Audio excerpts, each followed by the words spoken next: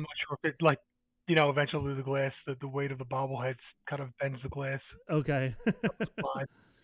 Uh, my Steve Carlton, I just moved back now. It it slipped down again, so I think after the show, or if I continue to see it, I might You grab it might real go fast grab it before and I move go it. off, and then I'll put like a little piece of Scotch tape underneath, and Yeah. hopefully that holds it in place from sliding. Yeah, you don't want when my Yeah, my Ryan Howard already has an arm broken off and his bat's broken. So, and then yeah, Jimmy Rollins, he broke his bat earlier, not even falling, but so that's not fun. Yeah.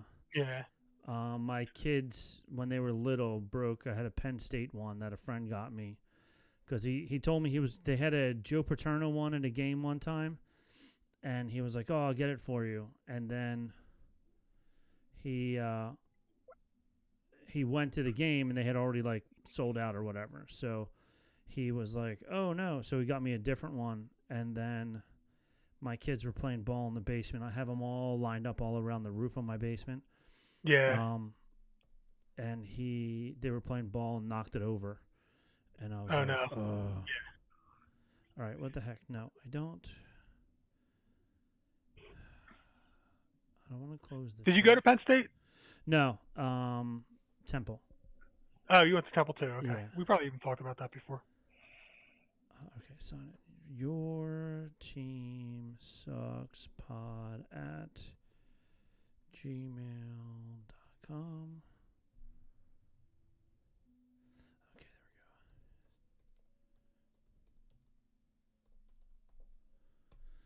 Come on. I knew I.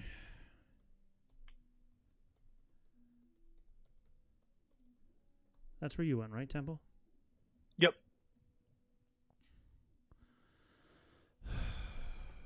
I always type in the password wrong, and then it goes, okay, well, you can go to Google Photos on your phone and say, yes, it's me. Do you want to update? No. Continue.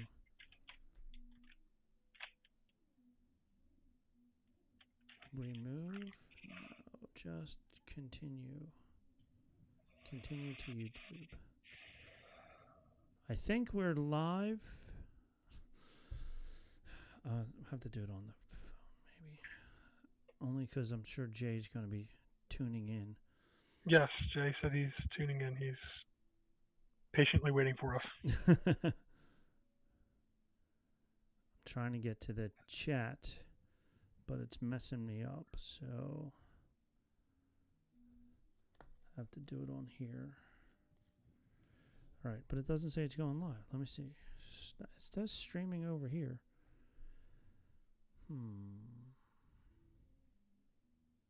Oh, he says you are live. Okay. I'm not seeing it. Do you see us?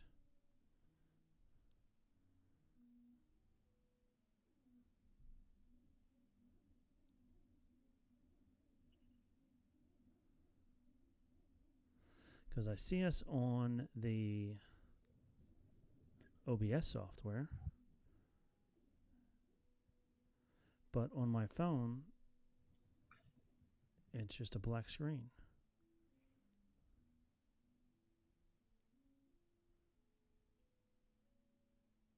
Huh? He says yes. Okay. As long as you can see us, Jay, that's all that matters because you're our number one fan. All right. Jay's gonna love to hear that. I know. All right. Well, we got that going. We can go. Oh, I was in the. All right. Well, I'm sure you'll figure it out. You know how many times. Let me see if I can just do this. Eagles versus Cowboys playoffs. Playoffs. We're talking about the playoffs. How many times have the Eagles beat the Cowboys in the playoffs?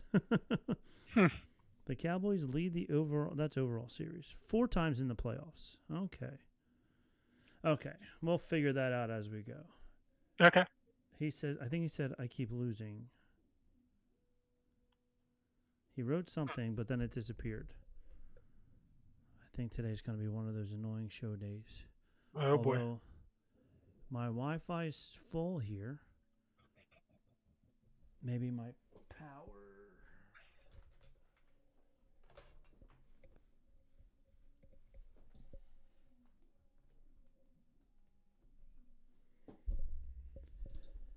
My laptop's plugged in. It looks on here like we're okay. Oh, now I see it on my screen up here. Took a while. He said, "You are back." So I think it was the powered up thing that helped. Okay. And I'm assuming he can hear us since I said, "Do you see us?" and he said yes. Oh, there we go.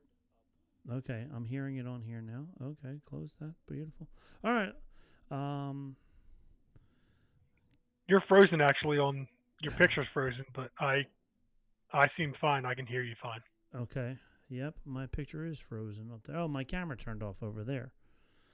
Oh my gosh, what is going on? Camera failed to load. Please make sure it's not already in use by another. Let me do this. I'm going to close the video ninja on my end. I'll be right back. Okay. Because this is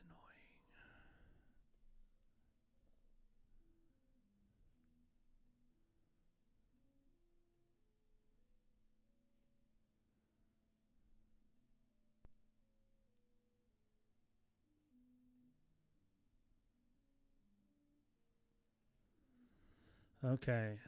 I look okay to you over there? I'm moving around on the screen. Oh, hold on 1 second. Let me just double check. Yeah, you're good. Okay. You are loud. Turn you down there. Okay. I'm moving around on the YouTubes. All right, here we go. Let's get this show on the road before the fires from California make it all the way to New Jersey. All right. You are frozen and defrost will be Sunday. Jay said, I'm frozen and defrost would be on Sunday. That is the truth, Jay. It is. It's going to be cold all week long. All right. It is. Now let me just make sure. Recording USB. Okay, record over here as well. And come on. Oh my God. Everything wants to act up today. Come on, iPad. Hey, let's do it at 2 o'clock on Monday. It'll be great, Mike says. All right, here we go, Mike. You can go ahead and start this. All right. So there are 2 NFC East teams in the conference championship. There's my team, the Eagles, and, well, your other biggest rival, the team formerly known as the Redskins. How does that make you feel, Rob? Can we just talk about the AFC? It does not make me feel great at all, Mike. Thanks. Not at all. Well, I wish that I could say that I feel bad, but I really don't. Don't worry. Sorry, not sorry. Sorry, not sorry. Don't worry. 2025 will be our year. 2025. I heard that before, like lots of times. I think you said it last show. But how did your team fare the last 2 weeks? I can't hear you over the theme music.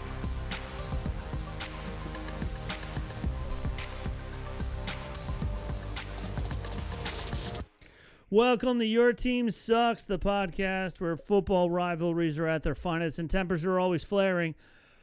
I'm Rob, your diehard Cowboys fan, and if Jerry doesn't do something smart, I don't know what I'm going to do because he's, I think, pretty much turning into the worst owner in the league. And trust me, I've got a lot to say about America's team. We're still technically that, even though we can't do anything right. Yeah, and I'm Mike. I'm the one and only Eagles fanatic who's here to remind you that I root for the 2 teams every week. Well, actually, I only need to root for one. You're only rooting for one now. You're rooting for one team and golfers because that's what the Cowboys are going against. Yep. So yeah, we're here to break down the latest games. There's 2 games that we're breaking. Usually it's 4, but there's only 2. So we'll start up some good-natured trash talk and make sure that everyone knows just how incredible the Eagles are. Whatever. Buckle up, because we're diving deep into the rivalries of the history of the Cowboys and the Eagles playing each other in the playoffs. That will be fun to talk about. Playoffs? For sure. because the Cowboys don't know what that's like anymore. We promise you will get an earful. Yes, and remember, this is all in good fun. At the end of the day, we are all just fans of this crazy, amazing game. So let's get into it. This is Your Team Sucks. That's right. And before I start to cry, because not only are the Cowboys clearly not in the playoffs, but then Jerry Jones is making lots of idiotic moves. You heard it here first. Idiotic. Let's talk about where you can find us. Instagram, Your Team Sucks. Your Team Sucks Pod, and on Facebook. On YouTube at Your Team Sucks SUX, because that's how cool we are. We don't spell the whole word sucks. We do SUX. And Instagram and Facebook at Your Team Sucks Podcast. All right, yeah. So let's get into it then. A couple shameless plugs from me, if I could. Oh yeah, you got your book. You gonna do a reading? No, it's not my book. And that's not the plug that I'll do. Although, since you brought it up, No One Likes Us, But We Do Care is still on sale at Amazon. That's Sean's book. And Mike has a chapter in there. So that is true. Yes. Did you read it yet? I didn't. It's still sitting in the same spot. I have a hard time reading books in the wintertime because I'm lazy. In the summertime, I sit outside and read all the time. But in the wintertime, whatever. So, no, I didn't even read your little blurb. I should have, but I didn't. So that was my fault. Well, it might be a good chance for you to find the blurb and read it this week because it would be relevant for this upcoming game.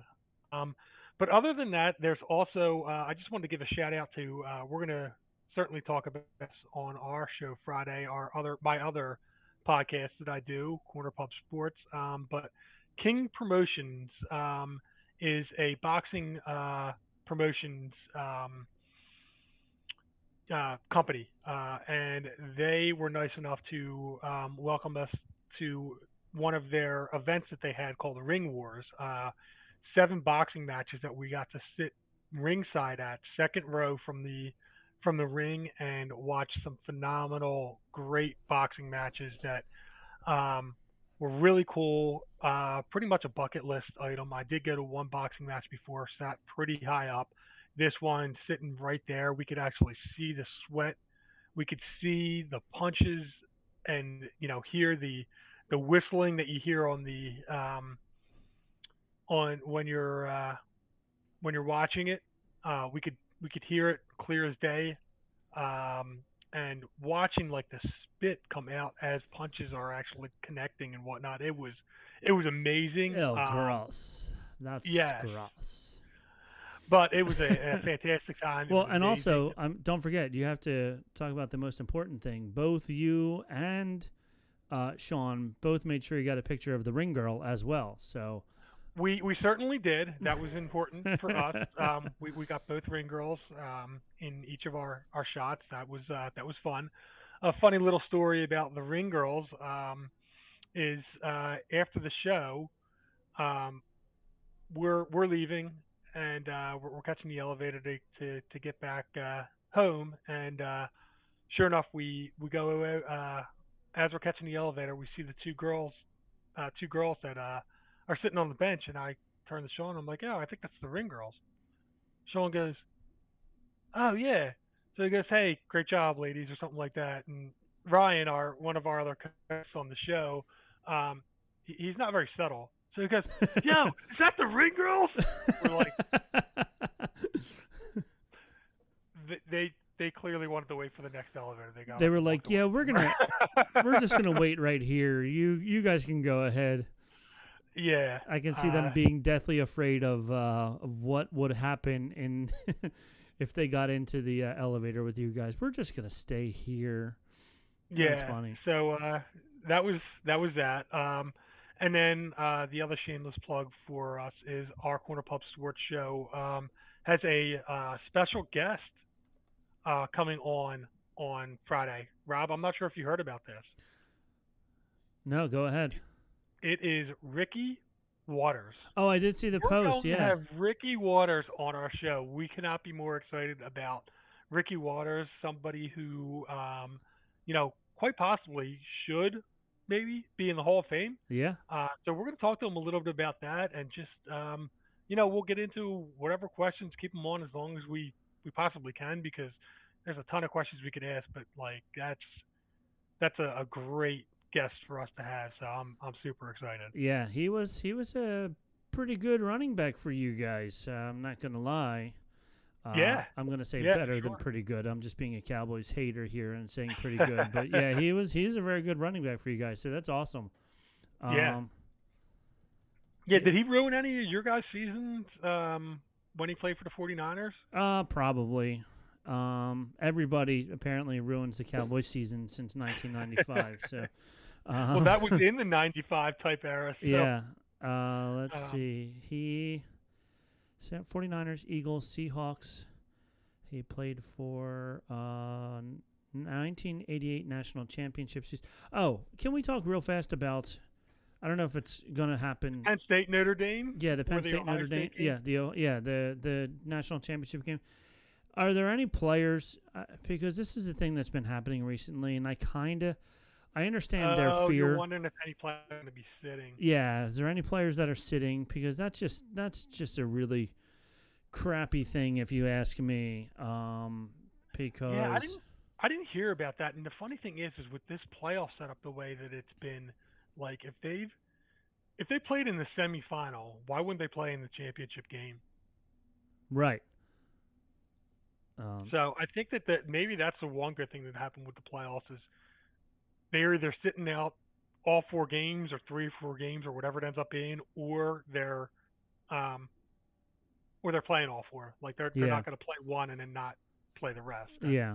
So so I hope they don't sit out if there's anybody sitting out, because I was talking to my wife about this, and she's like, "Well, why would they do that?" And I'm like, "Well, they're afraid to get injured leading up to the draft," which I get, to the point that next step you're going to be making millions of dollars. But right, you don't want to miss that opportunity. you don't want to miss Yeah, that opportunity. But at the same time, like, I feel like you have a commitment to this team, and like all the other kids, there's a lot of other kids on the team that aren't going to get that opportunity to play at the next level, and this is the furthest that they may go. And by you sitting out, you may screw their opportunity for them to get a national championship or something like that. So for I don't sure. know, Yeah. but that's just my opinion. Our boy Ricky Waters, I'm looking it up here. He in the end of the 49ers reached the NFC Championship game in 92 and 93, falling both times to the Dallas Cowboys. Oh boy. Before finally vanquishing the Dallas Cowboys in the 1994 NFC Championship on their way to a Super Bowl championship. So you can talk to him So about Waters. Yeah. So Waters played in 3 against the Cowboys yeah, and beat lost him. the 2, but got his revenge on the last one. Yeah, got his revenge in the '94 NFC Divisional round game. So you can brag to him about how proud you are that he took down the Cowboys in '94. Yeah, I mean that could be interesting. Forming the question more along the lines of, hey, how did it feel to finally get that win over the hated Cowboys after they beat you the first 2 times? Yeah, That'd be an interesting one to bring up. yeah, most definitely. Back in the So VHS days. back in the day when you needed a VHS, that's right. Hey, it doesn't matter. As Jay said, that's the 5-time Super Bowl champions. I don't care that it was in the VHS days or not. At least I remember 3 of them. I was alive for all 5, and I remember watching 3 of them. So, I'll be an old man before I see another one. So yeah, At the rate that Jerry's going, yes, it's I'm watching a team that's crumbling and further declining yeah, by the day. But you got to be happy about the fact that they got rid of McCarthy, yeah. Like, albeit like a terrible fumbled it like terribly the way that it all went down. But yeah. I mean, I guess it's not as bad because now that the Lions lost, they can start interviewing the Lions coaches as well. But they had that opportunity to interview the Lions coaches in the bye week, but they were holding on to McCarthy for some reason. I would love to know. Yeah, it's interesting because they had the chance to do that, but then they still interviewed Kellen Moore in the middle of. Right. So yeah. Yeah, which I don't understand how they were able to interview Kellen Moore while he's in the middle of the playoffs, but they weren't able to interview the Lions guys. unless um, the Eagles said, sure, interview him. We don't care. And the Lions were like, once once the bye week's over, nobody's interviewing any of our coaches. We want them focused on winning games. So I don't know. Yeah, I don't. I think it's stupid. I think that it's incredibly stupid that they allow coaches that are in the playoffs to be interviewed. I think that they should really, Yeah. to be fair, I think that what they should do is, even if they need to push back a couple different things, I really think that they should just put a freeze on coach interviewing all coaches Mm-hmm. during the playoffs, Right. the entire playoffs. Day Just, after the Super Bowl, everybody's up for grabs.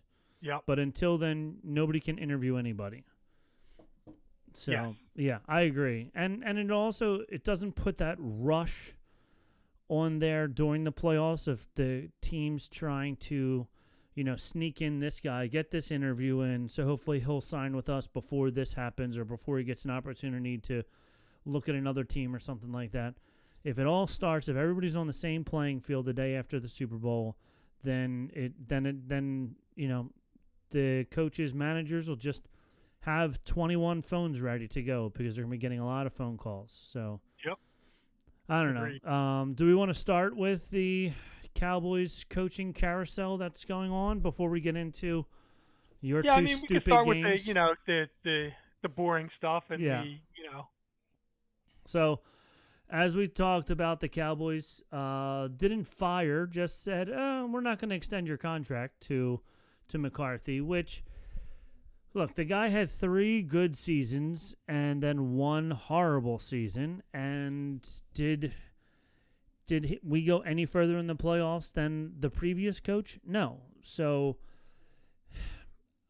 is it the coach's fault that we didn't go far in the playoffs? Could be.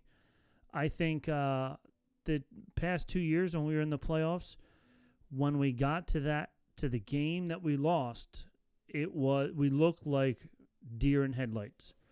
So I don't know if it was the coach's plan or if it was just the fact that they weren't adjusting, knowing that the playoffs are going to be different.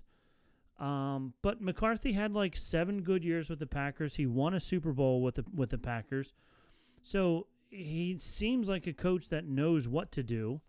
So it's like what happened in the playoffs that the Cowboys for a decade now, you could even say 2 decades, going all the way back to the last Super Bowl win, because we haven't gotten into even the divisional championship game since our Super Bowl win in '96. Yeah, fun fact about that. We'll talk about that in a second. Remind me about. I will. Yeah, fun fact. But so I'm just very confused as to why so often through multiple different coaches, multiple different players. Tony Romo was a great quarterback until the playoffs.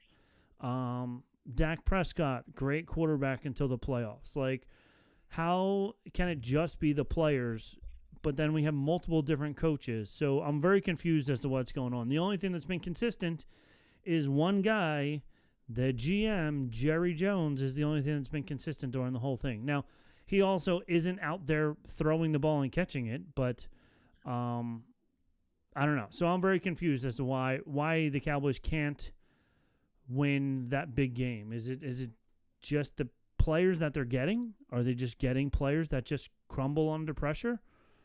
If you listen to Tony Romo announcing games, he knows every play that the other team's playing. Both teams are going to do before they do it. But yeah, when it came playoff time, he was a bubbling fool and couldn't figure out anything. So I don't know. So I know you don't care. I know you're happy that this happens to the Cowboys, that they keep looking like crap. But do you have any theories on why things go the way they do in Dallas when it comes to the playoffs? I mean, the only 2 things I could think of is kind of you touched on the fact that Romo and Dak both seemingly couldn't adjust to the playoffs being different. They seem to, I don't know if choke's quite the right word. Oh, hold on one second. Speaking of choking, Steve almost fell. See, you almost dropped him there. Yep. Um, so yeah, I think that that's definitely a part of why they they struggle. But I think that Jerry has a little bit to do with it. I think that Jerry kind of always going after uh, the the the superstar, the sexy pick, instead of really kind of finding ways to build through the trenches and whatnot has something to do with it. But I think you're overvaluing McCarthy as a coach. I think that coaching certainly has come into play. McCarthy had one championship with Aaron Rodgers in his prime when he was arguably the best quarterback, won a couple of MVPs, and he he seemed to ride the coattails of Rodgers for that one, but had plenty of other opportunities and couldn't get it done. I wasn't terribly upset when I heard that the Cowboys hired McCarthy. I didn't expect him to be a great coach and to coach them any better than any of his predecessors or any of the Dallas predecessors did. So that's where I guess we differ a little bit. I don't think that it was great coaching. I don't think that he's a great coach. Okay. Uh, so I'm hoping that that trend continues. I'm hoping that you guys end up getting somebody like a Dion. I'm not entirely sure. Are you saying Yeah, that as an Eagles fan, or are you saying that yes, as an Eagles as fan, an yes, it Eagles would be fan? great to You're have hoping that Dion. we get Dion. Okay. So Yeah. you're not saying it because you want the good competition there. You're saying it because you think it's going to be a shit show. Oh yeah, yeah, Okay, and it would be good. the most Cowboys thing ever. It would be. Kel- That's Kellen Moore is interesting. I don't know. I don't know what to make of Kellen Moore. With all the weapons that the Eagles have on offense, he's done well, but he hasn't. He's done well. He's certainly done better than the guy that was overmatched the year before that people found out about. But even in the playoffs, and a lot of this falls on Hurts. Uh, Seemingly, we talked a little bit about this, and we'll get into that more. But is is he a good head coach or is he a decent coordinator? right. I'm thinking he's a decent coordinator. I don't think he's going to make for a good head coach because, like you said, even it could be Hurts' fault. It could not be, but some of the plays that were called were a little questionable for the Eagles, and I think Dion, as much as you want them to have Dion, and I was watching the pregame show, and I forget who it was. Somebody was raving that Dion would be an amazing head coach. And I was like, why? Why are you saying this? And Because he used to work for the network, probably. probably, yeah. He's under the impression that Dion will, being one of the greatest football players of his generation and possibly even of all time, like he was a phenomenal football player. That because of that is going to make him a great head coach. I think Dion is too into Dion. I haven't really seen his antics at Colorado, but I know the record in Colorado wasn't very good. He came in, he basically cut all the kids that were on the team, if I'm not mistaken, and then said, these kids are all garbage, I'm bringing in my own kids. And then you would think if you're going to do that, you're going to have an amazing team, but they still didn't have an amazing team. So I think that he thinks that he's better than he is. There was an analogy years ago that I heard that was like, the best players don't make good coaches because they just assume everybody can do what they did. Just go do it. Just, go get 21 interceptions in a season. I don't see why you can't do that. Yeah. It's why Michael Jordan never turned out to be a great coach because he was like, no, you just shoot, and it'll go in. But it doesn't work that way for everybody. It doesn't just shoot and go in, So, so I don't know. I think Dion would be too much of Dion to be a good head coach. Now, he played for Cowboys. He knows the system. He knows Jerry. but how much is Jerry going to give him? How much control is Jerry going to give him, as opposed to Jerry saying, "Here, I'll make all the decisions. You just coach them." You know, Right.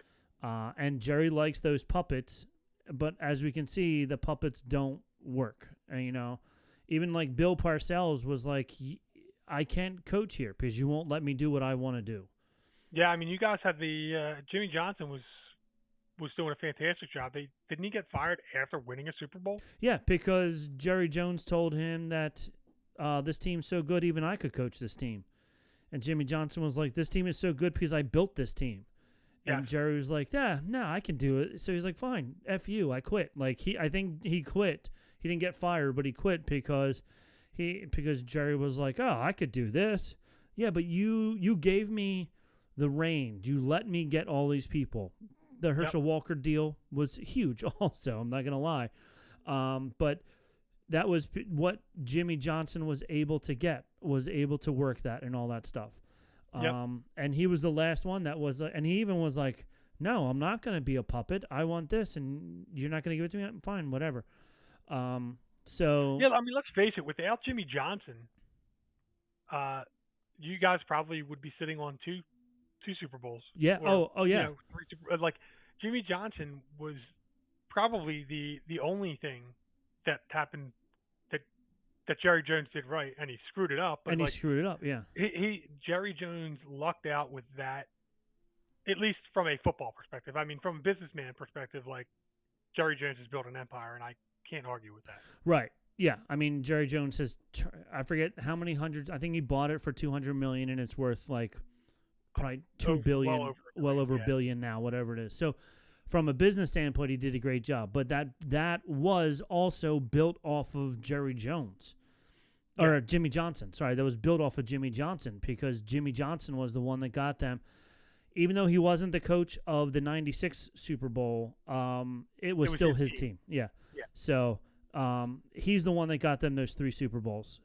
And, you know, not taking anything away from the triplets, Troy Aikman, Emmitt Smith, Michael Irving, but Jimmy Johnson brought all of them in. So, you know, we have a similar – we don't have a 3-headed monster. Dak is a phenomenal quarterback when he's not hurt. And come playoff time, I don't know what's going on in his head come playoff time that he looks so different. But there wasn't a meme of the Lions quarterback was doing his best Dak Prescott impression or something like that. Yeah. Like, they showed like the shades of him kind of as it's going on, turning into Dak. Yeah. Every other quarterback, Yeah. So, but yeah, like there's talent on this Cowboys team. Is there the offensive line that was on the team of the 90s? No. Even in the early 2000s, there was a great offensive line there. And we talked about that 2 weeks ago about how they had this great line, but what the Eagles keep refilling that great line, and the Cowboys are just like, no, these guys will live forever. It's fine. We'll just keep them forever. So, yeah, I think I actually would like to see Pittsburgh's quarterback. I think he needs a new place to go because he's been in Pittsburgh forever. He's done a phenomenal job. But even as of recently, Pittsburgh, come playoff time, has not been able to do anything good. And maybe a change of location for him would help him out. You're talking Pittsburgh's quarterback? No, Pittsburgh's coach. Tomlin. Coach. Okay, that makes sense. I think if the Cowboys got Mike Tomlin, that would be amazing. Like, I think he would be awesome because he's well established. Mike McCarthy, by the way, is 169, 104, and 2 lifetime coaching in 17 seasons in the NFL. Pretty good. Which is pretty good, but it's also not How's his playoff record? Not very good either. I can't find that. But Mike Tomlin coaching career. Tomlin holds a record for most consecutive non-losing seasons to begin a coaching career with 18 and has never had a losing season. Only Tom Landry has more with 21 seasons without a losing season. But Tomlin, I'm looking for. Trying to see what his overall record is, but I can't find it briefly. But anyway, yeah. So like Tomlin, 2009, 2015 Super Bowl losses, 2016 AFC Championship appearance, 2017-21 Roethlisberger era ends. So Tomlin has done it with multiple different people. I think he would be a better coach. I don't know if Pittsburgh is thinking of getting rid of him or not, but if they do, I would take him over any of the other options that we have right now. I don't like Dion at all. I don't want Kellen Moore. Kellen Moore left us to try and go somewhere else, and he's still kicking around as a coordinator at other places. If he was that good of an offensive coordinator when he left the Cowboys, he would have a head coaching job already somewhere else. But I think he's a good coordinator. I don't think he'll be a good head coach. And like there was also a long shot they were saying was Jason Witten, which I heard that too. Yeah. Jason Witten was a great player. I would actually like to see Witten coaching. But I don't think do you jump him right into a head coaching No, position? I definitely yeah, I mean the guy doesn't have any coaching experience, does he? Yeah, I think he's probably coaching like either high school or college somewhere now. Yeah. But like I would not send him Again, to I would be happy as an Eagles fan. I would be happy with the Jason Witten coaching. I think that you give him 3-4 years, right. maybe he'd be good, but for those first 3 years, it would be. I don't think that he would be relevant. And Dallas's team isn't in the upward swing either, so No. that would be interesting. Yeah. So. He is currently the head football coach at Liberty Christian School in Argyle, Texas. Okay. I think that's a high school. Right. So you don't go directly from high school to head coach of an NFL team, especially not the Dallas Cowboys. Because even though they're bad Dallas Cowboys, they're still the Dallas Cowboys. Everybody's on. Jay says Dallas will be back. I know they'll be back, Jay. I agree with you, but we need to find the right head coach to take them back. So, I don't know. So that's my tirade. I know what's gonna. I haven't posted. There's so many dumb Facebook posts. Jimmy Johnson's coming back. Troy Aikman's going to be the coach. All these. Tony Romo is one of the other people who are slotted to be the head coach. They're not giving up their jobs. They're making a ton of money doing. Yeah, they're making millions of dollars to sit in a booth and talk about football one day a week. You go 2 or 3 days early. You have homework. You have to make sure you memorize all the players' names.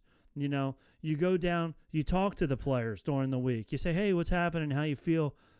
What's your favorite color?" So I can talk about it during the game.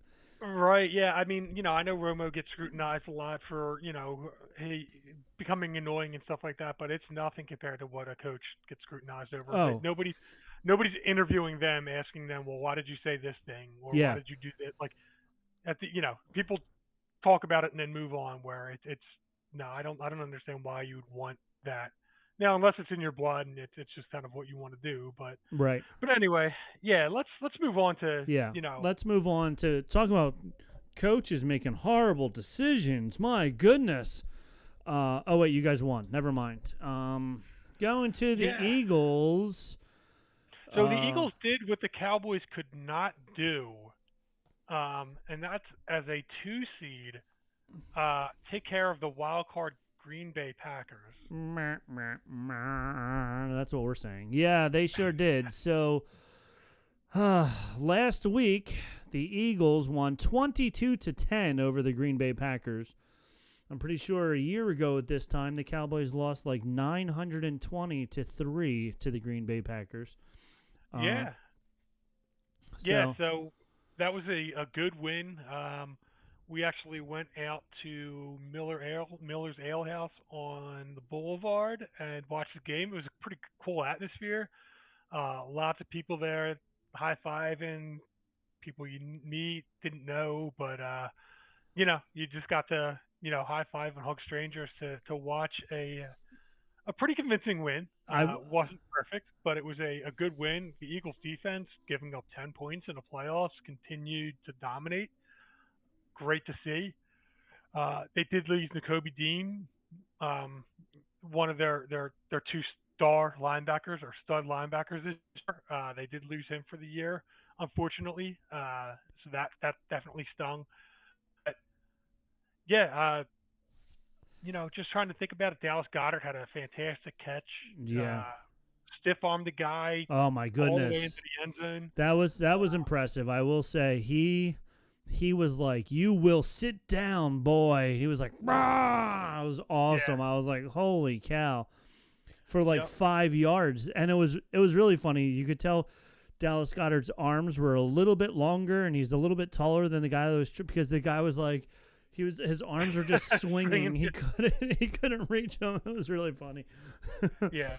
But yeah, I mean, look, you guys look good. What can I say? Oh, I keep pushing buttons and screens moving all over the place. So the game started with the Green Bay starts. Why couldn't they do this last year? One play fumble, lost the ball right away, and That's then right. you guys 4 plays start on the 28-yard line, 28-yard touchdown shotgun from Hurts pass to Dotson. Johan Dotson, guy we traded a third round pick for and was doing absolutely nothing all year long. Lo and behold, comes up big in the playoffs when it starts to matter most. Which is crazy because it's the exact opposite of what the Cowboys do in the playoffs. Instead of coming up big, they come up super small.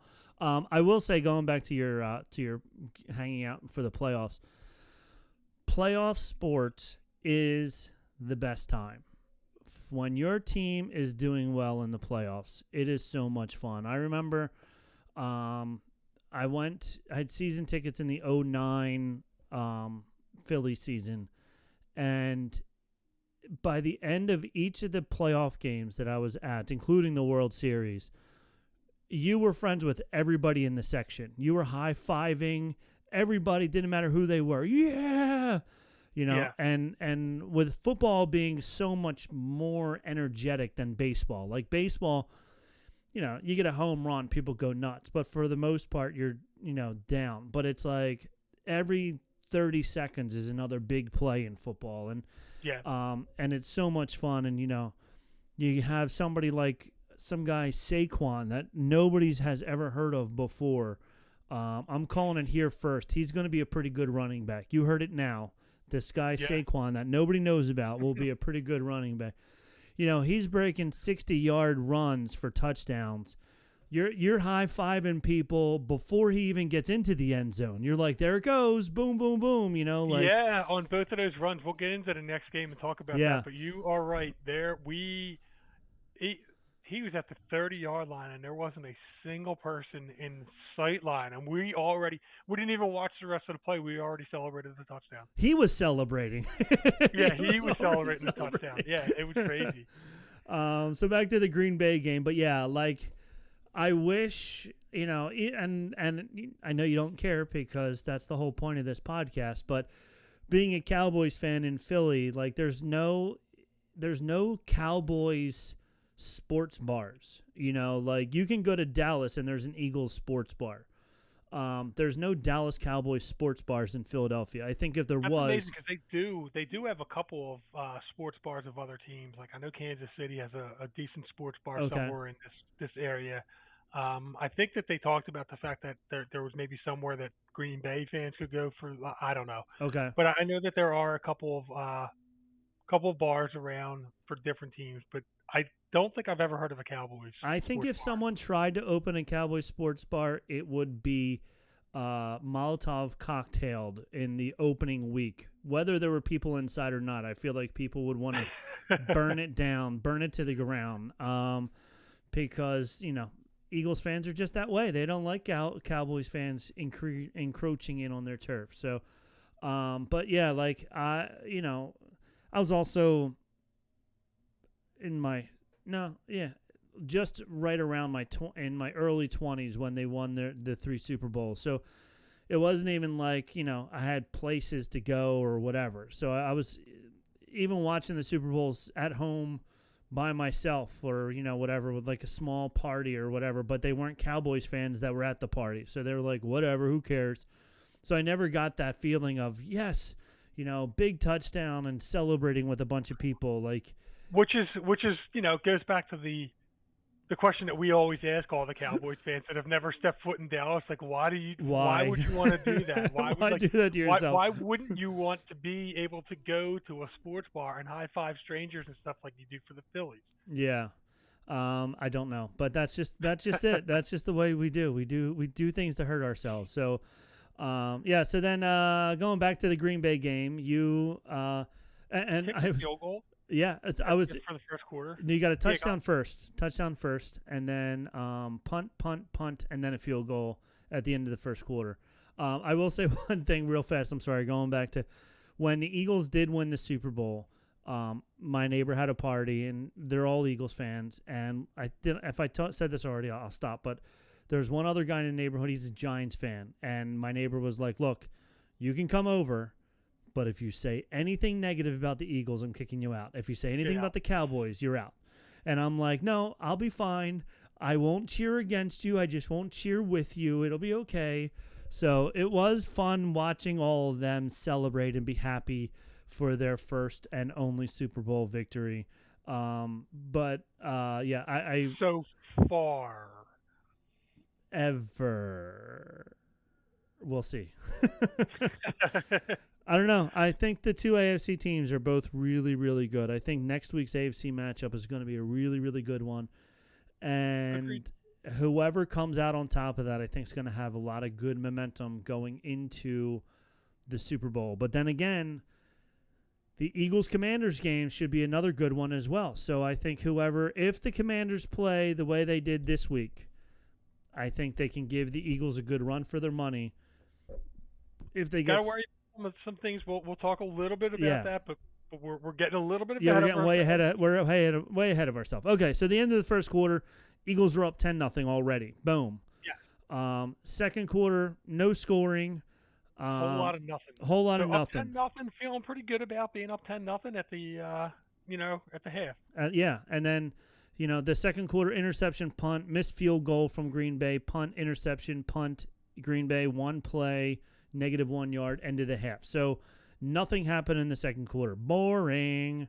And then third quarter, you guys' first drive was only 3 minutes. I think it was the no, there was a whole lot of nothing going on for a little. Yeah, go ahead. I'm sorry. Whole lot of nothing, and then you guys punted, 7 plays punt.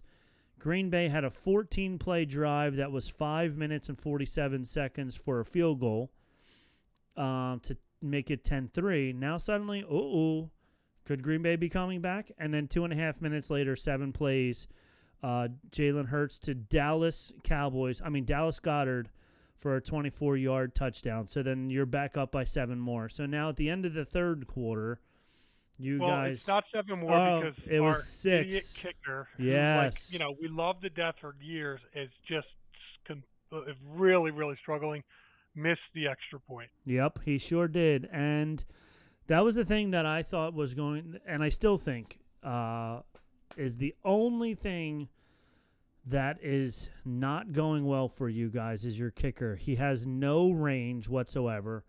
45 yards is questionable for him, which is funny because 20 years ago, it wouldn't have even been a question. It'd be like, okay, that's just every kicker. But these days, we talked about this before, these days the kickers are able to kick 55 on a regular basis. And, the Cowboys, Elliott has kicked a 60-plus yard field goal, so, this isn't right, but not this year. Did he kick a 60-plus yard? This year, he has struggled. Yes. This year, it's different. That's the thing. It's not like he didn't have it in him, but he doesn't now. Yeah.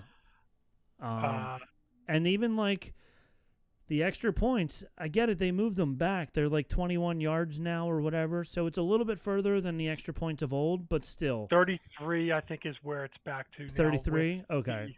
With the 10 Right. 10 yards for the actual, the end zone. So, funny story about 30-yard field goals. Years ago, I don't know if I could do it now because I'm old. I'm 51. I'm an old man. But years ago, we had a big argument in our fantasy football league about kicker fantasy points and how many points they should get and whatever. And somebody said, look, a 30-yarder and below should only be worth 2 points. You shouldn't get all 3 fantasy points for a 30-yarder and below. And they were like, no. And I was like, I could kick a 30-yard field goal. So we had a big argument over who could kick a 30-yard field goal. So before we handed out all the money and we had our end of the year party, we went to the high school of our school district, and we set a tee up at the 20-yard line, which would be 30 yards from the end zone. Field goal, yep. And we said, okay, let's see who can kick a 30-yard field goal. And 9 out of 10 of us were able to kick 30-yard field goals. Really? Yeah. Wow. How about that? Now, don't get me wrong. Mine was like 3 feet over the crossbar, and there wasn't. So 31 yards, and you may not have gotten it. Yeah, 31 yards would have been a little iffy there. One of the guys was kicking 40-yarders. He was kicking them from the 30. He was able to get it in 40 yards. We weren't putting them all the way through the top of the end zone, the top of the goalpost, but we still were able to kick a 30-yard field goal. So that being said, professionals should be able to kick a 30-yard field goal. So he missed the extra point. So you only got 6 at the end of the third quarter. Then the fourth quarter starts, touchdown Green Bay. On the first play of the fourth quarter, so in 3 minutes and 20 seconds, they drove down the field and scored a touchdown. McManus made the extra point. Yep. So now it's a 6-point game. Right. Getting a little dicey. Now, if they get another touchdown and the extra point, they can win the game. And then you guys go down. You guys get a field goal. 16 plays. Oh, wait. It's 30-yard field goal from Jake Elliott. So then you're back up enough that it's now 2 scores that they need. 2-score game. Yep. And then Green Bay, 6 plays, turnover on downs after 2.5 minutes, I guess. Philadelphia landing zone, end zone, touchback. Oh, this is, I guess, whatever. This is the whole thing. So I'm trying to see. Whatever. It went to some weird. Now I got to pay a monthly fee to get all the details. But anyway, turnover on downs. We'll go backwards. And then you guys get another field goal. So now 32-yard field goal. So now you're up by another field goal. And then interception, 7-play drive for Green Bay. You guys get an interception. And then that's how the fourth quarter ends. So you guys get 2 field goals in the fourth quarter to go up 6 more points and to end the game 22-10. At the end of that game, Green Bay was just trying to thread the needle and trying to push it because they needed to score twice, and they just weren't able to do it. I think Jordan Love is going to be a good quarterback in the future. I think he did a pretty good job in this game. Let's see if we can go to player stats. Here's the stats for this game. Packers, Jordan Love was 20 for 32 with 212 yards, but 3 interceptions. Josh Jacobs had 81 yards rushing, and Jalen Reed had the most receptions, 46 yards. Josh Jacobs had 40. Devontae Wicks, I don't know how to say his first name, 39 yards.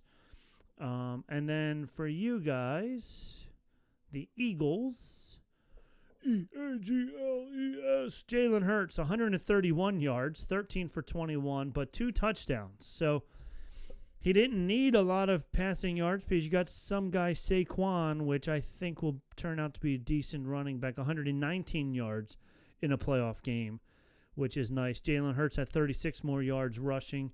And Kenneth Gainwell, 14 yards rushing. Devontae Smith, 55 yards. Dallas Goedert, 47 yards. Dotson, 11 yards. A.J. Brown, 10. Now, was this the game? Yes, this was the game he was reading the book. The infamous book reading game. Yes. And there was a whole video montage, not montage, but whole interview with him about him reading the book. And he said, look, I wasn't mad. I was just trying to get my inner peace there so that I could go out and make big plays for the team instead of not making big plays for the team, which I thought he has not made big plays for the team. he still has not. So Yeah. far. Which is a shame because I like him. I think he, especially, his mentality is good. His thought process is good. I like the fact that he was going to a book to try to refocus himself rather than throwing a temper tantrum on the sidelines and saying, why didn't you put that ball 6 inches closer to me, or, it hit my helmet or whatever, and throwing fits like some people that the Cowboys used to have on their team would throw temper tantrums. So I'm happy that he's not throwing a temper tantrum. I think you guys as an Eagles fan would want more than 11 yards out of him or 10 yards out of him. Yes, for sure. So not me. I'm happy. Now, if you can just get that Saquon guy to have a 40-yard rushing day also, then I'll be even happier. But until then, no. So that was last week. That was a Green Bay game. So you win that game, you're like, sweet. And then you knew you had to wait until the Monday night game to find out who you were going to be versing, as the kids say. And it would have been Tampa Bay had they beat Washington. We would have known right away. But after Washington won as the 6th seed, as the lowest seed other than Green Bay, that meant that Detroit got to play the lowest seed left, and meant that 4-5 winner would be who we ended up playing in the next round on that Monday night game. And turns out you were playing the L.A. Rams, the Rams of Los Angeles.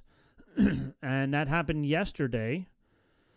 It sure did. While the Cowboys were still looking for a coach and not playing games, the Eagles decided.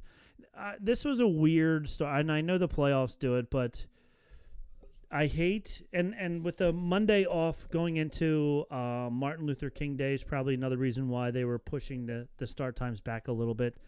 But Philadelphia in January in a blizzard at 3 o'clock, it would have been better to start at 1 because the temperature was a little bit warmer earlier in the day, and instead of 3 o'clock is when it starts to cool off a little bit instead of second half of the game when it's now 5:30 and it's even colder outside. But they, it's all about the ratings and it's all about timing for the best time to put it on television. Yeah, Rob. I mean, I agree. They certainly knew this was coming. They certainly had time to bump it up a couple hours. Didn't seem like it would hurt a whole lot of different, hurt a whole lot to move that game to 1 o'clock. Same with Buffalo, starting a Buffalo game at 6:30. Yeah, in Buffalo, 6:30 at Buffalo. night in Buffalo. You got to be freaking kidding me. I'm like, are you kidding? Nobody wants to play football at 6:30 at night in Buffalo. Like, it's cold during the day in Buffalo. It's unbearable at nighttime. And the fans, come on. Like, I mean, I know they're all from Buffalo, so they're used to it. But, like, you get that. New England. I'm trying to think what other northern Chicago, Green Bay. Green Bay. Yeah, like those. Kansas City, surprisingly, isn't one of the North teams, but something about where they're playing in that Midwest. Yeah, it gets cold Denver, there. yeah. Denver as well. Yeah, but like, I understand why Minnesota and Detroit built domes because, especially Minnesota, we were in Minneapolis during the summer and it was gorgeous. It was so much fun, and it was like I'm gonna say maybe July-ish, whatever. It was upper 70s, low 80s. Like, we went to a friend's house while we were there one day. The kids were all running around like it was 95 degrees here, like jumping in, playing with the sprinklers and stuff like that. And I'm like, if we were home in this temperature, the kids would not be playing in the sprinklers in this temperature. Yeah. But in Minnesota, kids are like, yeah, let's go. It was like, it's not even hot there in the summer, and in the wintertime, Minneapolis is one of the coldest places in the United States. Just where it's located, so they built domes because they're like, look, there's no way, So, and I enjoy watching on TV outdoor football in the snow. Yes. Even playing Madden, that's one of the settings that I always turned on. Was it could be week one. If it was like a manual thing, I would switch it to snow because it's always fun to watch the snow and whatever. So did you watch any of the games over the weekend? Oh, I watched them all. I watched every one. I was going to say, I guess you probably had nothing better to do, being that it was snowing outside. It was snowing here. It was cold. So yeah, I watched all of them. But yeah, it was fun watching the Eagles game in the snow. I did enjoy watching. We had more snow than Buffalo. Just had a little dusting and then it stopped. So everything just had like a slight white hue. Yeah. But in Philly, it was like, so I was like, yeah.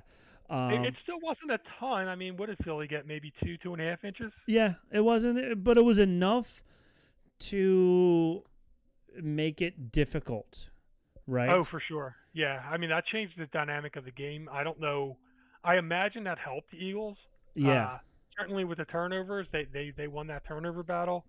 I don't know. The offensive line struggled for the Eagles, and that normally does not happen. So I don't know if they didn't have their footing, and so I know that everyone's going to point to the fact that that may have been different.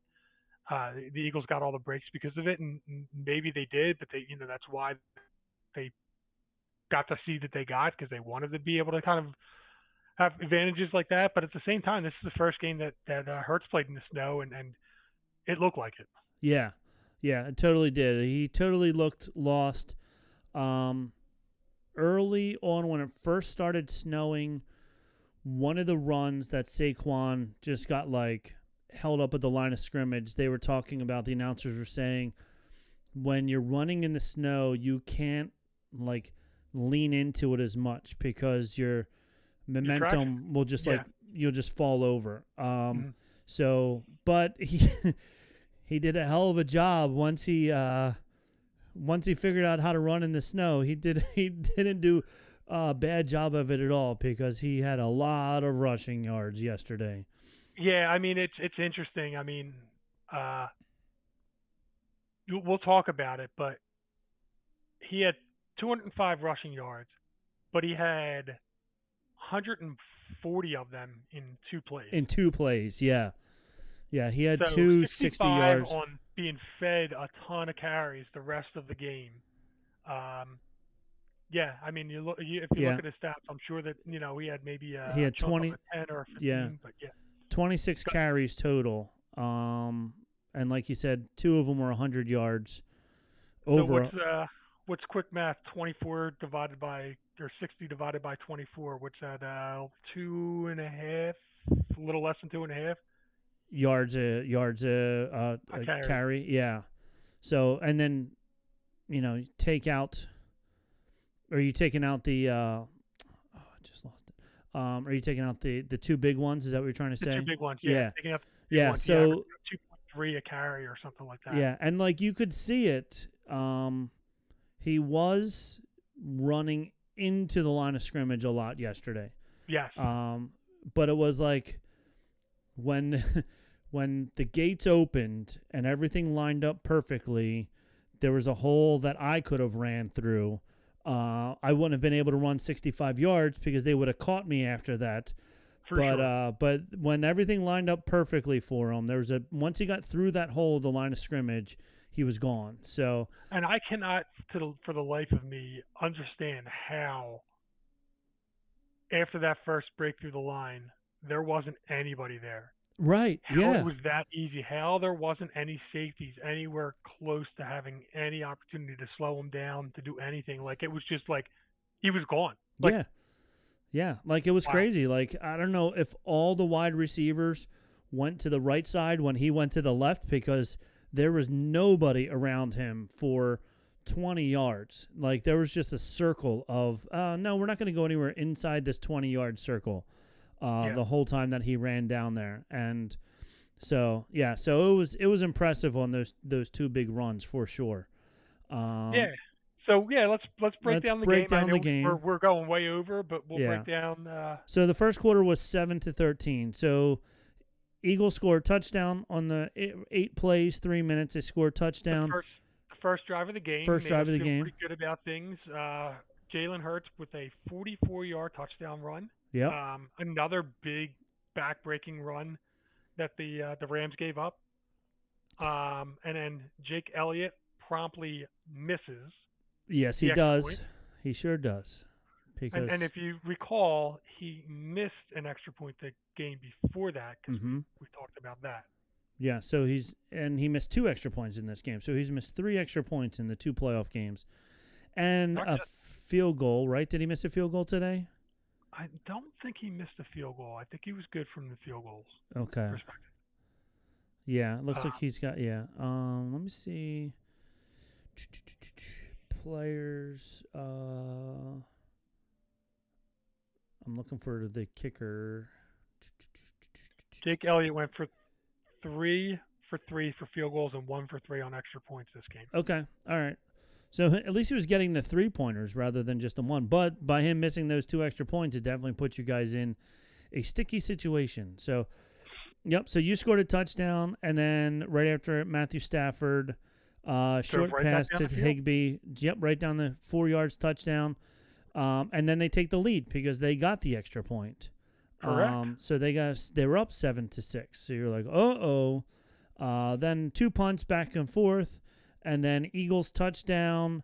Saquon Barkley, 62-yard touchdown. So that ends the first quarter, and then you did get that extra point.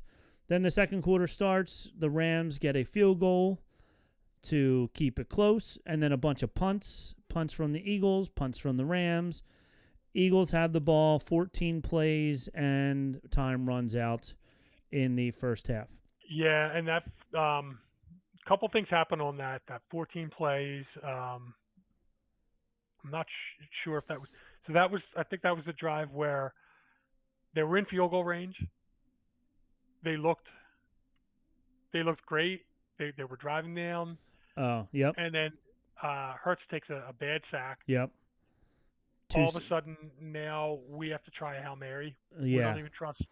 Yeah, it just or there was like a fumble or something. I think. Yeah. That was So at the very ball was end, knocked there in. was a last 3 plays. It was a 2-yard pass, Hurts to Saquon Barkley for 2 yards to LA's 32-yard line. Then it was a 15-yard sack. Jalen Hurts sacked. Fumbled the ball. Fumbles. And I think it was recovered by Gainwell. Spaghetti's recovered. Yeah, recovered by Gainwell at the Rams 47. So yeah, so when they sacked him, they basically punched the ball out at the same time, which we talked about this previously. It's the new defense in the NFL. It's just like, although he wasn't really punching it in this time, it was just the way he was going to sack him. As he was sacking him, he caught the right arm and Hurts fumbled the ball. But there was quite a few plays where players, as they're going in for the tackle on defense, are leading with a fist, trying to punch the ball out as they're wrapping people up. And then after that pushed them back to the 47-yard line, way too far for your kicker to kick a field goal. You're talking 57, 58, 59, 60, 65, somewhere in that. In the snow. No way. Right. So then, like you said, they go for another play, and then, Hurts gets sacked again for 8 more yards back, all the way back to Philadelphia's 45-yard line. And then that ended the quarter, and then they survived not giving up points, but also not getting any points. So then halftime, the score was 13-10. So it was a close at halftime. So like, uh-oh. And the Rams were getting the ball to start the second half. Yeah. But that they did nothing. They 5 plays punt. They had the ball for all of 1 minute and 40 seconds. And then Eagles punted after they had the ball for 1:21. So it's like, okay, back and forth, only 4 minutes off the clock. And then the Rams get a field goal. So now, it's close. It's tied now. So it's like, okay. So Me, being a hater that I am, I'm like, yes, all right, let's go. And You're then thinking about the show that we're gonna have today, and you're like, 100% I was. 100% I was. Then the Eagles get a field goal at a 44-yard field goal. So that was a good one. yeah, It was moving all over the place, but he still got a 44-yard field goal. And then the Rams punted. I was like, oh. I was like, here it goes. This is the beginning of the end. Then the Rams get a safety. I was like, boy, was that what a mess that was. yeah. Like you guys look like you didn't want to play in that drive there. You were way back. Hurts was just standing in the end zone and just gets tackled, just hammered in the end zone for the safety. Then with that, you have to also kick off to the Rams. So you do that. Right, and mind you that like right before that happened, Hurts ended up getting hurt. Yeah, he hurt his Bending hand, knee right? back. Yeah. No, it was his knee that got bent back, so he may have not had the mobility, but at the same Oh. time, it was just a weird kind of play call, a weird situation, Yeah. and it just looked like he crumbled, and it wasn't good. It wasn't that No. safety wasn't good.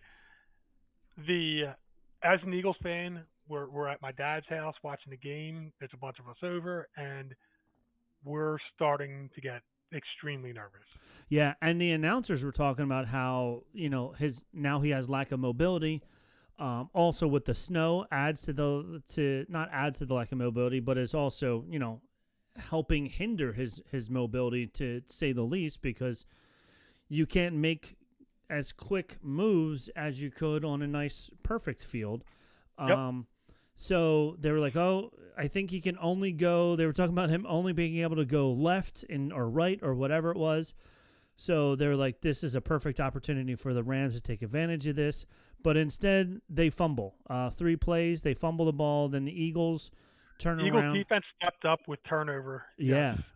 Yeah, so they get the turnover, and then the Eagles take 5 plays to go 9 yards for 1 minute and 26 seconds, and Jake Elliott kicks a lofty 23-yard field goal. Mind you, and this is the drive where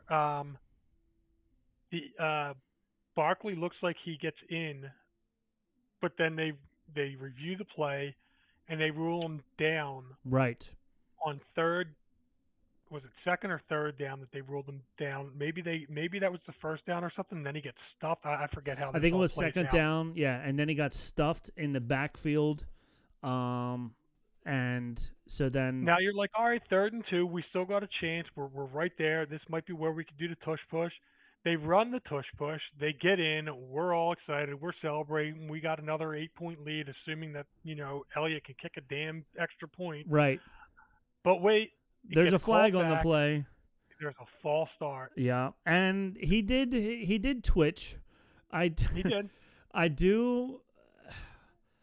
It is amazing. I feel really bad for offensive linemen and even defensive linemen, because I guess defensive linemen, if they can get back quick enough, then unless they make the offensive lineman move by their jerky motions. Right. If the offensive lineman doesn't move, they're able to get back in time.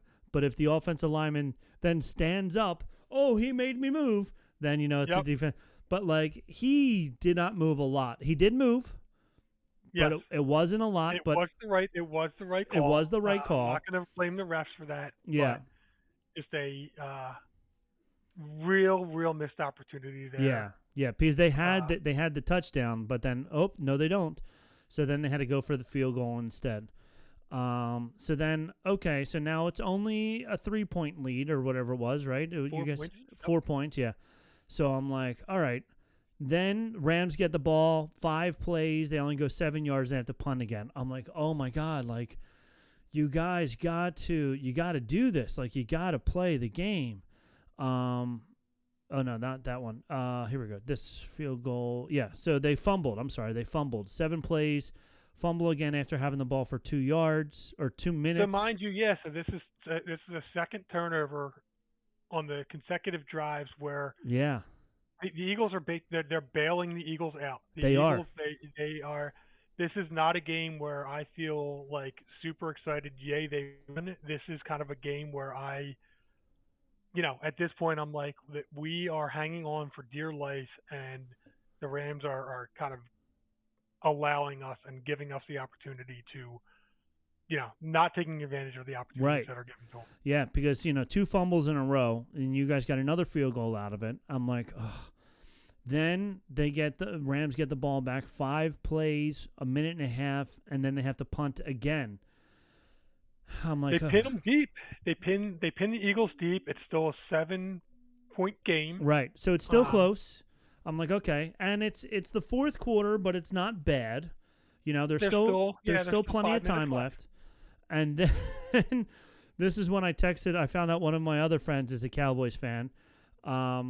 This is when I'm like, okay, like other than the fact that fumble, punt, like if the Rams get one drive, they can score, they can be back in it, but they need to get this drive. And then after the punt, say S. Barkley, I don't know who that guy is, but some guy S. Barkley runs for 78 yards. And I was like, oh, that's it. I'm like, that's the nail in the coffin right there. When Saquon had his second run. We all felt that. But wait, there's more. Wait, there's more. So I sent to my friend. I go, well, there it goes. That's it. The Eagles are moving on. But then no. Now suddenly the Rams say, okay, we're done with this. Before that, hold on. Okay. You gotta take into account. So that would put them up 14 points with the extra point. Oh, yes. What does he do? He misses. Elliott misses the extra point again. So now it's like a 13-point game, and you're like, well, it's a 2-score game. 2 touchdowns is going to win the game, but they're right. That's a big hole to dig out of. And it was only there was 5 minutes left or something like that. So there was enough time, but you would have to be perfect during this last 5 minutes. And they started out well. The next drive, 12 plays in 1 minute and 48 seconds. Now, they were very, very pass heavy in this drive here. Very pass heavy. I was shocked because it was snowing bad. They needed to get to the ball to the outside, and they were keeping the ball inside. 21-yard pass, incomplete pass. 12-yard pass, incomplete pass. 18-yard pass, 6-yard pass, 11-yard pass, negative 2-yard run. The first run they had in this drive was a negative 2-yard run. Incomplete pass, touchdown pass. Matt Stafford. Third down, obviously. Third and 12. Third and 4 at the Philadelphia 4. They had on goal. Third and goal from the third 4. and goal. Yeah, first and goal was a negative 2-yard run. Second and goal was an incomplete pass. Third and goal from the 4 was a pass touchdown.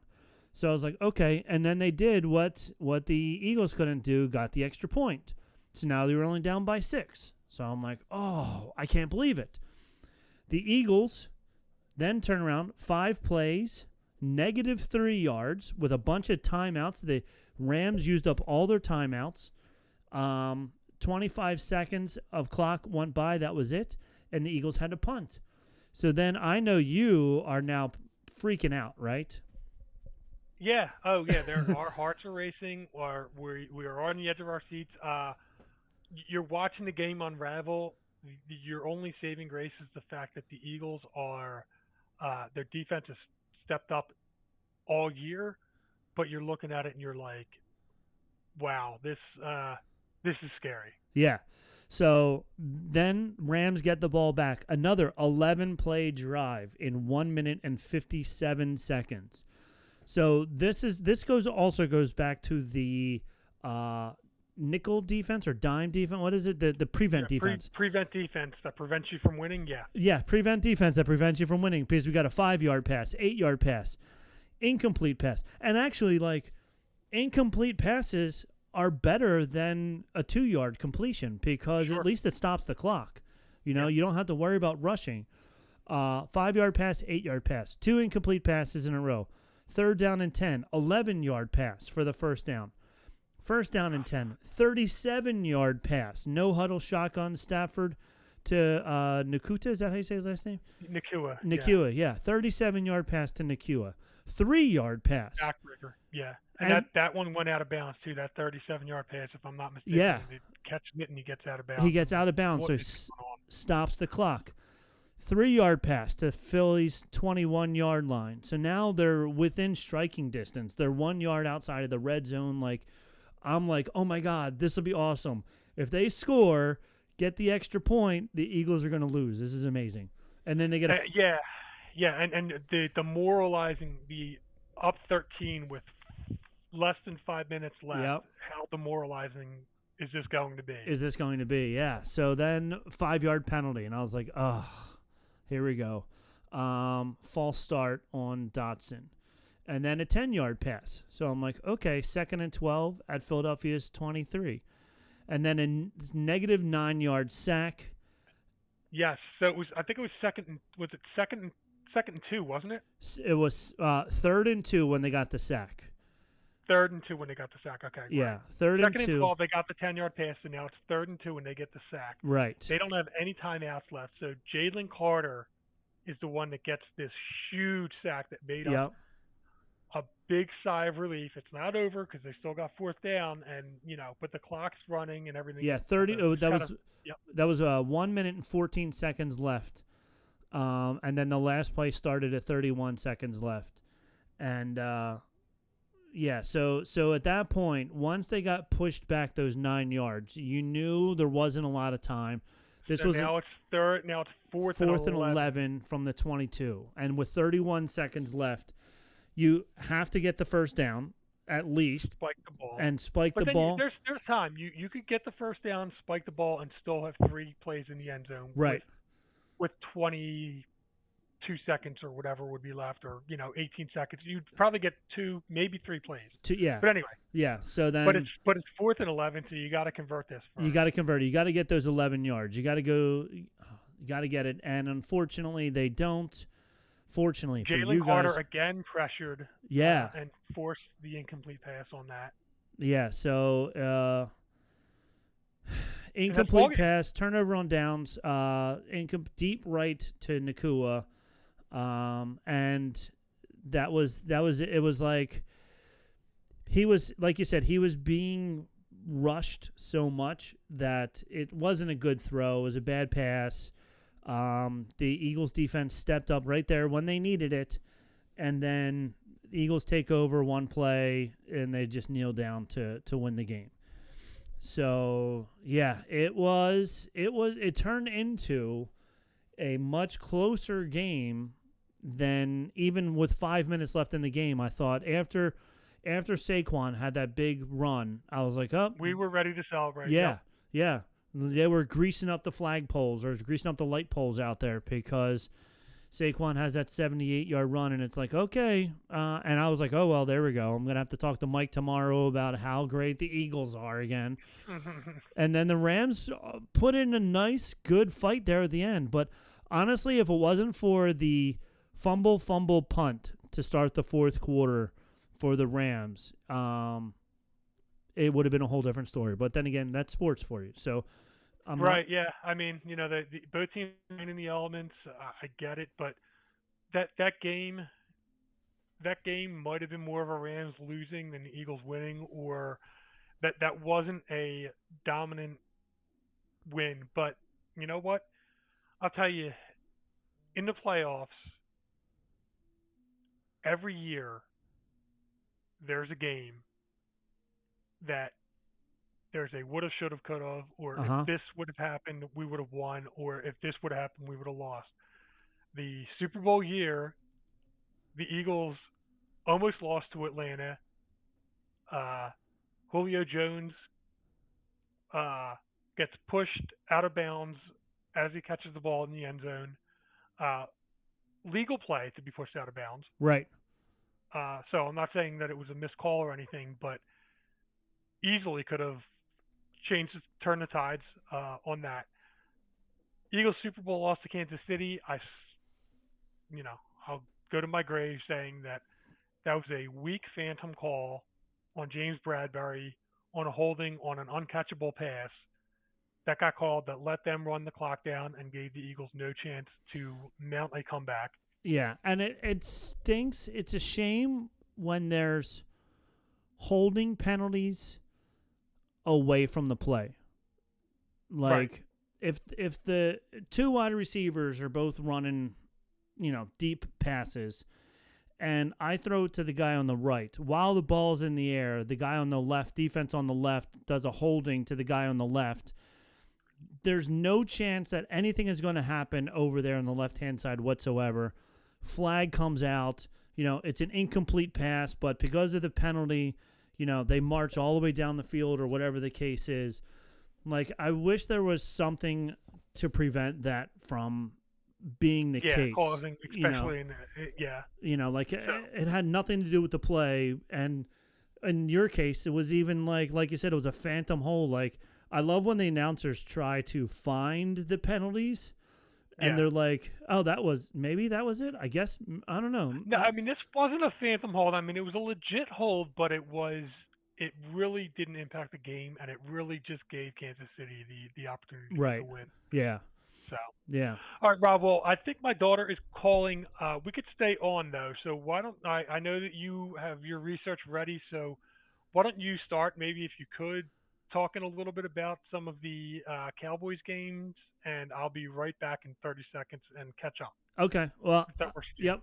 There's since it's playoff time, I'll talk about the Cowboys and the Eagles played each other 4 times in the NFC playoffs.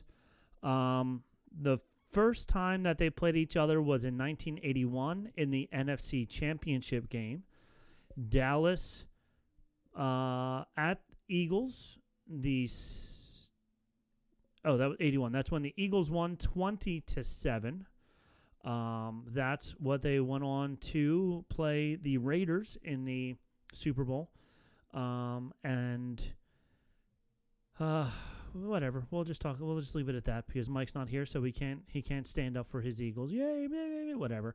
The second time the Cowboys and the Eagles played each other was in 1993. They played at Dallas. The Cowboys were the higher seed, and the Cowboys won that game 34-10. Mike's back, so I'll just give him the quick rundown. There were 4 times, Mike, that the Cowboys played the Eagles in the playoffs. 1981, the NFC Championship game, Dallas versus Philadelphia. The Eagles won that one 7-20. That's when they went to the Super Bowl. Yep, 20-7. That's when they went to the Super Bowl to play the Raiders. The second game was in 1993 in the NFC Divisional game. The Cowboys played the Eagles, and the Cowboys won that game 34-10. The Cowboys, that was big. Yeah, they won the Super Bowl that year. They did win the Super Bowl that year, and also in 1996, the NFC Divisional game, Cowboys-Eagles. Cowboys won that one also 30-11. And I think that was the year that San Fran beat the Cowboys. Well, if it was January 96, that was the last time the Cowboys won the Super Bowl. San Fran beat them. They beat them both times that they won the Super Bowl. They won on 2 of the times. They beat the Eagle. And then 2010, which was funny because this was the last playoff game that the Cowboys won for a very long time. The Cowboys beat the Eagles 34-14 in the NFC wildcard game in 2010. And that was, what all the memes talk about, which is, Cowboys can't win a playoff game. They've won a couple since then, but not a lot. But the 2010 one. They never won in the divisional round. Right, yes. They have not made it to the divisional round or the NFC championship round since then. But they did win a couple of games. But the last one that they did win was against Dallas. That was in Dallas. I think that there was kind of whoever won the last game of the season got to host that, won the division and got to host that. And I think the Eagles lost. Was that I think that was the weird air guitar McNabb game? Let me see. This is the Cowboys storing. Let me see. Maybe if I click this. Okay. McNabb was the quarterback that year. Yes, so it could have been. The Philadelphia Eagles were 11-5 in 2009. They finished second in the NFC East and sixth in the NFC. They fell to the Cowboys 34-14 in the 2009 NFC wildcard game. So, yeah, I don't remember it too much because I think the Cowboys went on the next game and wound up getting smoked in the next game. But Tony Romo was the quarterback. Julio Jones was a running back. Top performers. Macklin was the top receiver for the Eagles with 146 receiving yards. Donovan McNabb had 230 passing yards in this game. Tony Romo had 244. Tony Romo had 2 touchdowns to Donovan's 1 touchdown. Donovan had 1 interception. Did Vic play that game? Did Vic have a touchdown or something in that game? I guess it would show if. This whatever I'm on. Stat Muse is the website that I'm on, and it's not showing me everything that I want to see. I can only see like the Dallas stuff here. Deshaun Jackson had a 4-yard touchdown catch from McNabb. That was in the fourth quarter, so I'm gonna say. Michael Vick. Macklin had a 76-yard touchdown catch from Michael Vick in the second quarter. So, yeah. I remember there being that big play, yeah. Yeah, so Vick threw a touchdown and McNabb threw a touchdown for you guys. So, so whatever. 17 first downs for the Eagles, 27 for the Cowboys. Cowboys had 1 turnover. The Eagles had 4 turnovers. As they always say, whoever loses the turnover battle loses the game. So that was the Vic threw for 76 yards. McNabb threw for 230. They each had a touchdown. McNabb had an interception. Tony Romo had 2 touchdowns. LaShawn McCoy had 24 yards rushing. Weaver had 19. McNabb had 13. Receiving for you, Macklin had 146. Brent Selleck had 59. Avant, I remember him. He had 32. Westbrook had 27. And Jackson had 10. For the Cowboys, Miles Austin had 82 yards. Miles Austin, wow. Roy Williams, not Ricky Williams. Yeah, Roy Williams had 59 yards receiving. Cranton had 34. Jones had 30. Jason Witten, my man, my favorite, he had 27.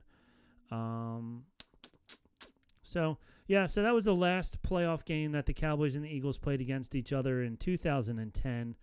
So the Cowboys, so it's not the Eagles won the first time that they've played in the playoffs, and the Cowboys have won the last. Won the last 3, yeah. All of 3 out of the 4 games, the team that won did go on to the Super Bowl. So the Eagles in 81, the Cowboys in 93 and 96. So.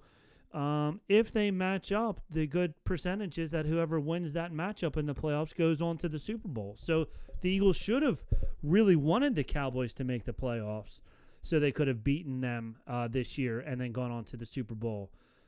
Instead, they're going to have to play the Redskins. I'm sorry, the Commanders. And, no, the Redskins is okay. And they're, unfortunately, I also love... that post keeps popping up on Facebook about I don't know what Indian tribe it is. I apologize for not knowing because I just look at the post and it just doesn't make me laugh. But I just love seeing this post where they're like, this Indian tribe is suing the NFL to have the Redskin put back on the side of the helmet because they were not offended by it. It was the chief, whatever, the guy and all this stuff. And I'm like, okay, this is the problem with people taking offense for other people. I love the people who, they're not mad that you're making fun of them personally. I'm mad that you're making fun of that person over there. So I'm going to be so mad that I'm going to raise enough. I'm going to be mad for them. I'm mad for them, even though they're not mad, but I am. But who knows? So it's a mess out there. It's a mess. I've often kind of said that I think that, especially on social media and stuff like that, I feel like sometimes it ends up being a pissing contest of like who could show the most outrage to show how much they care or how in tune they are to other people's feelings, that they want to boast how you know how much they care and Yeah, how you know how boisterous they want to be at what they consider to be injustices, and it's over the top. 100%. And it's really funny. Like I'm thinking of I somebody posted. I also follow Formula One. I don't know if you follow Formula One or not, but I enjoy Formula One also. It's also fun because it's on in the morning, Saturday mornings, and Sunday mornings. So it's fun to watch a good race when you wake up in the morning and then you go about your day. But there's a driver, Lance Stroll, in Formula One, and he's only a Formula One driver because his dad is a Canadian billionaire, and he was like a Formula Two or Formula Three, like a minor league to the Formula One drivers. And his dad bought the team, and then said, now that I bought the team, Lance is going to be one of our two drivers. So, needless to say, he's just a bad driver. So Struggling. yeah, he's struggling. Needless to say, he's He's out of struggling. his league. Yeah, just a little bit. But somebody posted, "Oh, if you put Lance Stroll in a Red Bull, he'll be so much better." And I was like, "No, Lance. Like, there was one race. Lance Stroll missed a turn, went off the course. He was able to stop. They have all these like big areas around the corners because a lot of times cars miss the turn. They're doing 200 miles an hour, so it's understandable. Yeah. But then there's they have rock sand traps in the corners so that the cars don't go slamming into the wall, slows them down. He runs off on the blacktop, does a 180, and goes right over the rocks, right over the sand trap, and then buries the car in the sand. Oh, wow. And in Formula One, if you need any assistance, then you're out. So even though the car was still drivable, he just happened to go through the sand. If they were able to pull him out, he would have been able to continue. But because the Formula One rules are you can't do that, you're out of the race. So he beached himself. So the one person writes, if you put Lance Stroll in a Red Bull car, he would be a number one driver. And I go, can a Red Bull car drive over sand? And they were like, that's irrelevant. And I'm like, how is it irrelevant? He's the one that drove himself over the sand. But like you said, it now turns into a pissing match. Do I want to keep arguing with this guy, even though I'm right? But he feels, and I'm like, no, I'm not going to keep arguing with you, so forget about it, whatever. I'll let you get the last word in, even though you're wrong. So, yeah, social media is a mess. So that's a long story for me to just say, yes, I agree with you, Mike. Social media is a mess. So Jay did say next week will be a great game. The Redskins, the Commanders, did look good. They did. They they beat also won the turnover battle. The five turnovers to none certainly kind of helped their cause. The Eagles won the turnover battle. Like I said, that helped their cause. Not taking anything away from the Redskins, who I think they dominated that game. I think that they deserve to be here. Right. Right now, I like our chances. I'll tell you that. I think that the Eagles played them well and beat them pretty handedly the first game. The second game, they were playing well until Hurts ended up getting injured with the concussion. And I feel like they were on a nice streak. Defense had a bit of an off day, and it just with the Eagles having a backup quarterback, and it didn't work out. All things considered, assuming that Hurts is okay, because I know that he got banged up, assuming that Hurts knocks a little bit more of the rust off, and they play better, because I think they need to play a little bit better, but I'm not entirely sure that the Redskins are a dominant team right now. I think that the Super Bowl is that the AFC has two dominant teams. I feel that the Eagles are a dominant team. I don't feel that the Redskins are.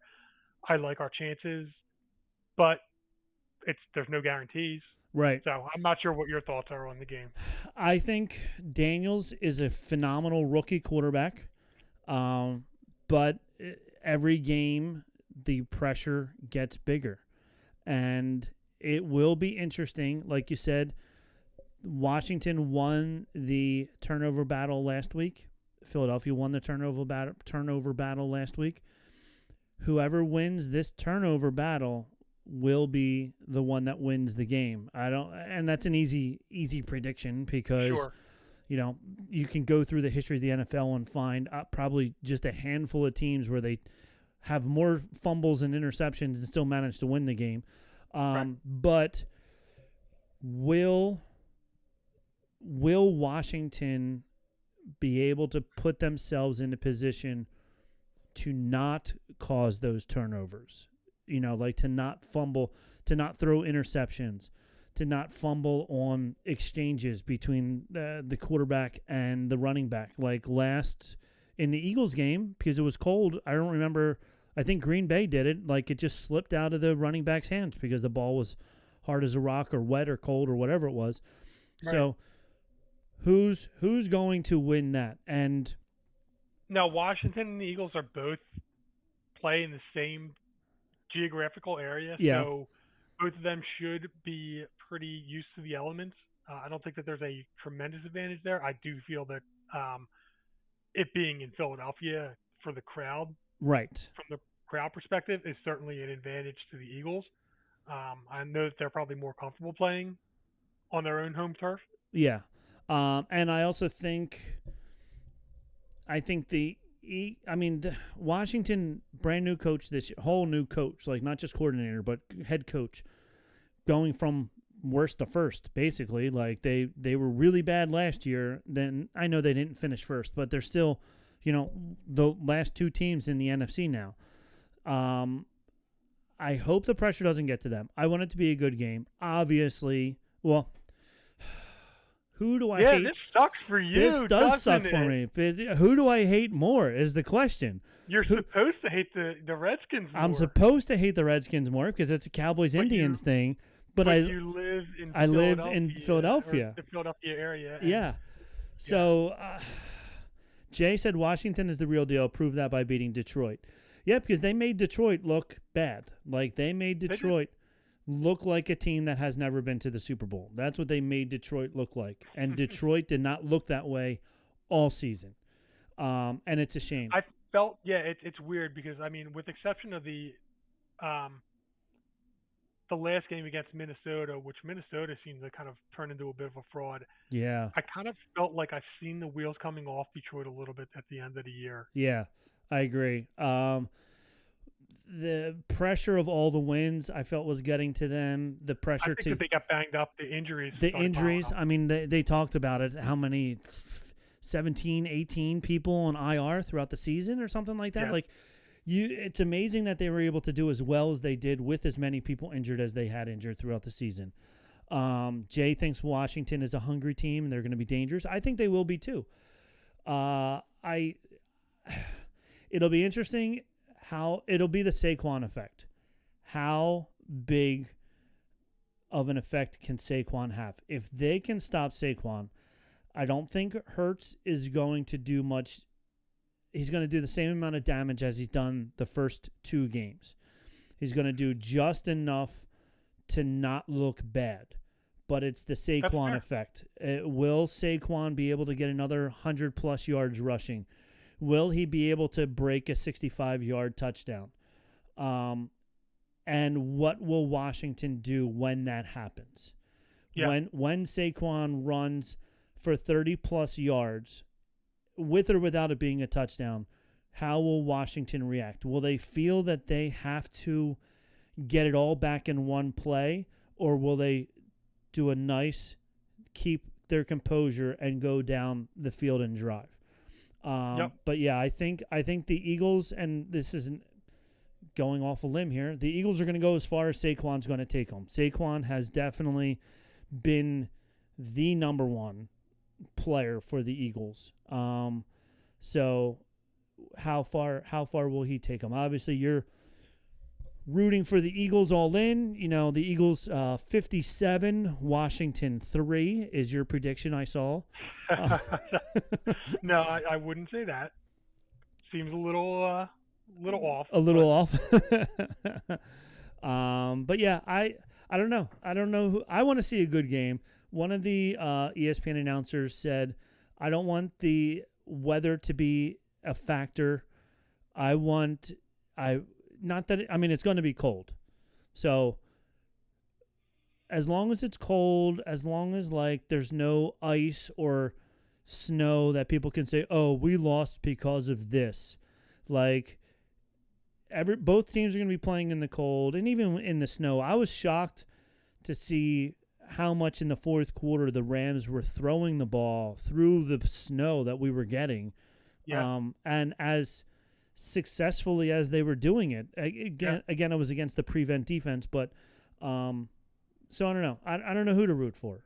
Probably as much as I don't like, because I'm a Cowboys and Indians, I'm just that much of a hater of the Eagles, I think. I just can't root for the Eagles. Face me in 2 weeks. No, I don't want. I want our recap of the Super Bowl to have no effect on you whatsoever. That's what I want. So yeah, I know you're hoping. So on the AFC side, real fast, because we've been going on for way too long. Everybody stopped listening to us. Even Jay stopped listening to us an hour and a half ago. Chiefs, Bills. What do you think? Just win-loss. I think until the Chiefs get knocked off, they're the team to beat. I know that the Bills did beat the Chiefs this year, but that was in Buffalo. So yeah, I can't say that Buffalo is going to beat the Chiefs in the playoffs until they do it, and they haven't done it yet. Yeah, I agree.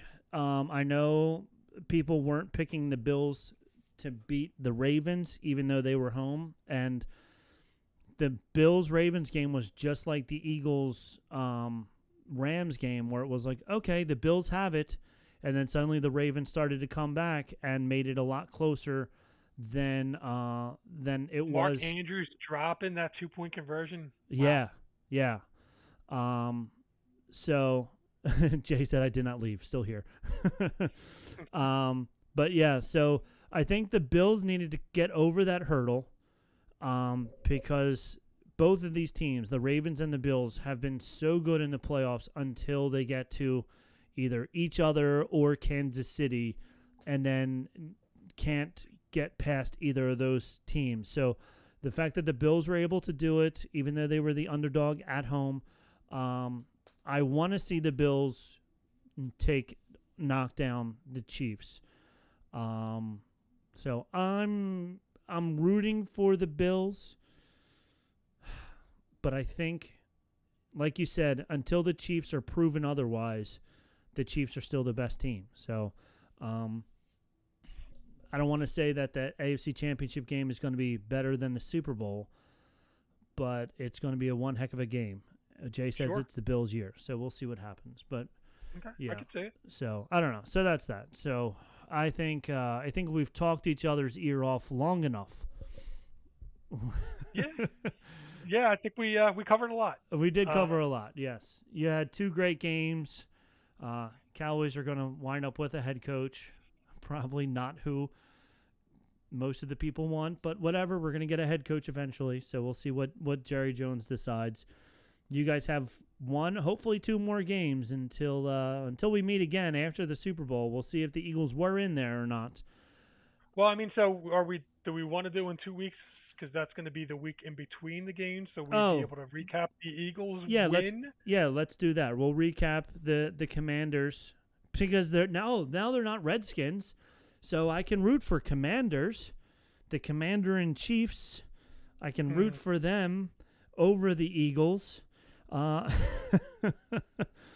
So if whatever gets you to sleep at night. No, we can do our pre-Super Bowl show. Yeah, because it'll be the week in between. Yeah, and it'll be the week in between, so there won't be anything hindering us on a Sunday. No, we can pick a different time, or we'll connect on what time we want to do it on Sunday. What time works for both of us, and we will. Just don't interfere with that flag football game. The Pro Bowl flag football game is very important. I mean, that determines absolutely nothing. But what a mess. I understand, like, it's the same thing like the NBA All-Star game is turning into just as much of a joke as the Pro Bowl was. Yep. And I understand in football, like football's a contact sport. You're getting hammered. The last thing you want to do is get injured. They were treating it like a flag football game to begin with. They were. I think somebody ended up getting hurt. Was it like somebody like Kelsey or Gronkowski? Not Gronkowski. Kittle or somebody ended up like missing like a whole year or something almost Right. because of that game. But at the same time, like, you Yeah. can get hurt playing flag football too, right? You could. Yeah. You could pull a hamstring or ACL playing flag football just as much. So it's non-contact. ACL is a non-contact injury to begin with. So yeah. So what are we doing here? All right. Well, we will. We'll 2 weeks from now on a Sunday. We will do it. Birds. Yeah. Whatever. Your team sucks. That's what I'm saying. But they don't, so I can't even say that. So whatever. No, you can't. All right. But I can. You can. Yes, you can. All right. So for 2 weeks, we'll see you in 2 weeks, everybody. Sounds good. All right.